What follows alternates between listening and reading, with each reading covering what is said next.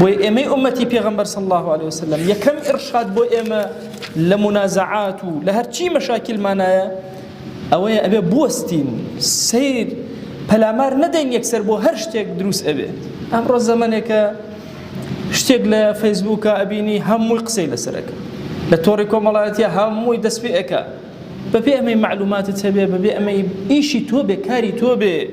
كرة جواني إنساني مسلمان أويا لكاري كابرجداري نكا كاري تو النية أمي لتقرب سري إما بابلين 5 مليون يا حو مليون لو أشي بلام 7 مليون سياسيتي همو يقصأك على السياسة هي شيء همو يدرو تسير كأما شو مغزائك أجر إنسان بيش أو داخلي أم كار خرابانه به بيركاتو بوستي لبرامبر همو منازعيك لقل مسلمانك أبي بوستي جاري وهي مسلمانك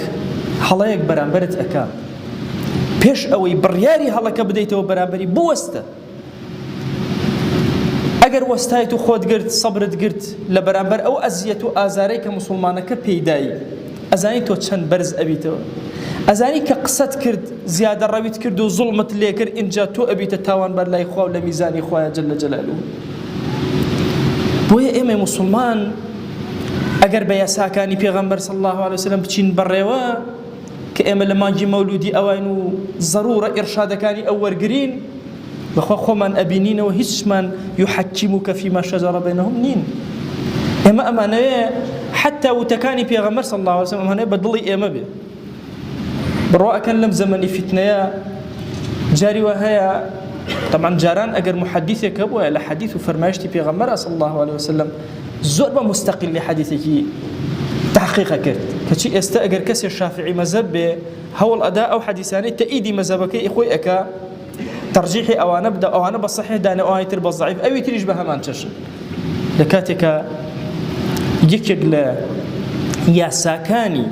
زانستيبو إنسان أو يزور مستقل بين فتاوى كاني أو لبريارة كاني